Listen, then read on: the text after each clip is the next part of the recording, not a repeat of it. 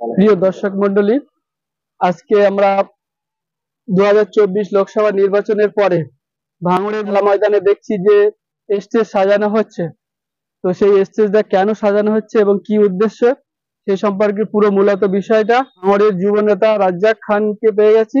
সেই রাজ্জাক খান থেকে আমরা সরাসরি জেনে নেওয়ার চেষ্টা করব। এখন মূলত 2024 সাল, জি। এই 24 সালে যে গোটা ভারতবর্ষ জুড়ে যে ঝড় উঠেছিল মোদী সরকারের, সেই ঝড়ের পতন মমতা বন্দ্যোপাধ্যায়ের নেতৃত্বের উপরে আস্থা রেখে গোটা বাংলা আজকের 18টা থেকে 12 নেমে গেছে। আজকে যে সরকার হতে চলেছে 7টা 15 মিনিটে, সেই সরকার জোট সরকার হচ্ছে।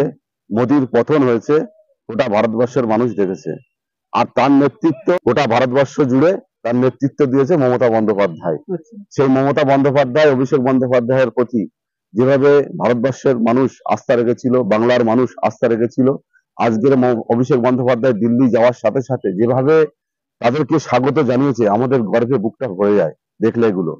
আজকে মোদীর পতন, মানুষ আনন্দে উৎসাহ মানে উৎপন্ন হয়ে গেছে। মানুষ যেখানে সেখানে আনন্দ অনুভব করছে আজকে মোদীর পতন বলে। আজকে এই বাংলায় আপনারা দেখেছেন, আমাদের সিট ছিল, আপনারা দেখেছেন লোকসভায় 22টা, সেইটা বেড়ে হয়ে গেছে 29টা। আজকে মমতা বন্দ্যোপাধ্যায়ের প্রতি যেমন আস্থা রেখেছে মহিলারা, এই লক্ষ্মী ভান্ডারের একটা কিন্তু বিরাট এফেক্ট পড়েছে বাংলা জুড়ে। সেই লক্ষ্মী ভান্ডারের মা বোনদেরকে আমরা সম্মান জানাই, আমাদের যারা কৃষক ভাই তাদেরকে সম্মান জানাই, কন্যাশ্রী, রূপশ্রী, এইসব ধরনের যে ভাইটাল প্রকল্প, এই প্রকল্পের মাধ্যম দিয়ে মমতা বন্দ্যোপাধ্যায় কিন্তু 21 সালে কথা দিয়েছিলেন। আর সেই কথা রাখার পরিপ্রেক্ষিতে আজকে 24 সালে সবুজের ঝড় উঠেছে গোটা ভারতবর্ষ জুড়ে।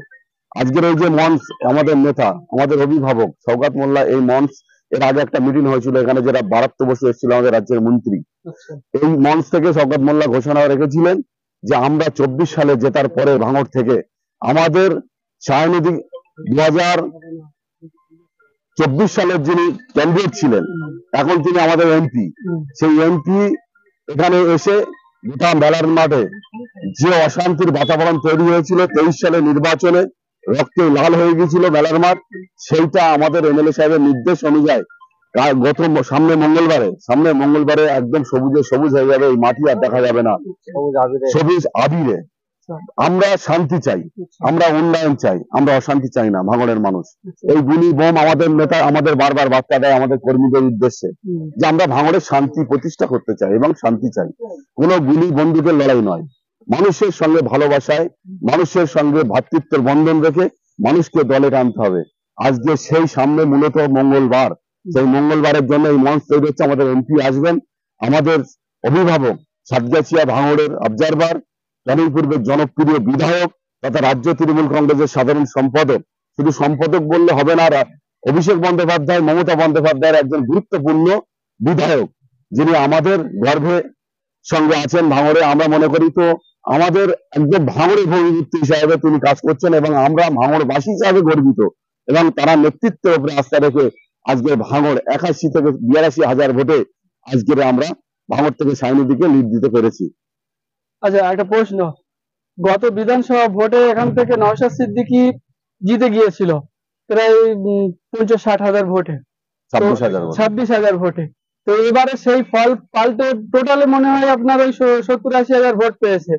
তো এটা আপনাদের কিভাবে আপনারা কাজ করলেন, যেটা মানে মানুষ এতটা ঘুরলো, কিভাবে ম্যানেজ করলেন? দেখুন, এগুলো সব কিন্তু মমতা বন্দ্যোপাধ্যায়, অভিষেক বন্দ্যোপাধ্যায়ের প্রকল্প আর আমাদের সকলের প্রিয় অভিভাবক শওকত মোল্লার চেষ্টা। যে ভালোবাসা মানুষের প্রতি ছড়িয়েছে, যে পরিশ্রম করেছে ভাঙড়ের বুকে, প্রতিটা মানুষের দরজায় দরজায় পৌঁছাবার নির্দেশ যেমন আমাদেরকে দিয়েছে, সেই সাথে সাথে নিজেও প্রতিটা মুহূর্ত আমার মনে হয় তো ঘুমায়নি, শুধু 1-8 ঘন্টা হয়তো রাতে ঘুমিয়েছে, বাকি সময়টা সব সময় ভাঙড়ের জন্য ভাবতেন, ভাঙড়ের মানুষের জন্য ভাবতেন, ভাঙড়ের উন্নয়নের জন্য ভাবতেন। তার জন্য আজকে মানুষ স্বতঃস্ফূর্ত ভাবে আজকে আমাদের সঙ্গে, তৃণমূল কংগ্রেসের সঙ্গে, মমতা বন্দ্যোপাধ্যায়ের সঙ্গে, অভিষেক বন্দ্যোপাধ্যায়ের সঙ্গে এবং শওকত মোল্লার ভালোবাসা নিয়ে তারা আজকে 86 হাজার মতো ভাঙড় থেকে লিড পেয়েছে তৃণমূল কংগ্রেস। আচ্ছা, অনেকে প্রশ্ন হয়তো করবে যে মঙ্গলবারে আপনার মানে বিজয় উৎসব যেখানে পালন করবেন, তো সেটা কখন থেকে কখন পর্যন্ত এটা মানে দেখুন, সময় রেখেছে? বিজয় উৎসবটা আমাদের মূলত 4টে থেকে স্টার্ট হবে ভাঙড় বিজয়গঞ্জ মেলার মাঠ দিয়ে। আচ্ছা। আমাদের যিনি এমপি আছেন, তিনি এমপি আমাদের এখানে আসবেন সকল মানুষের জন্য। আর কেউ আসবে নাকি শুধু? হ্যাঁ, এমপি থাকবেন, আবার 6-7টা বিধায়ক থাকবে।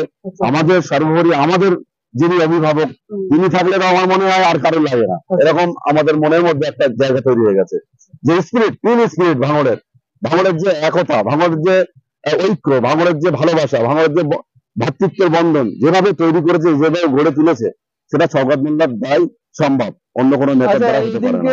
মানে 2024 লোকসভা ভোট গণনার পরেই দেখলাম কয়েকজন আইএসএফ নেতা আপনাদের টিএমসি তে যোগ দিয়েছেন। হ্যাঁ, অবশ্যই। তারা কোচপুকুরে 3টে মেম্বার ছিল, চালতেপেরে একটা মেম্বার।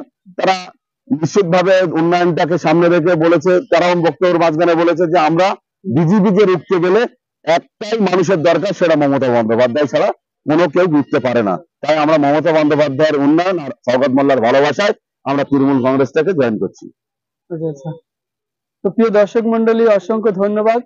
দেখতেই পাচ্ছেন আমরা এতক্ষণ কথা বলছিলাম রাজ্জাক খান মহাশয়, বাংলার যুব নেতা।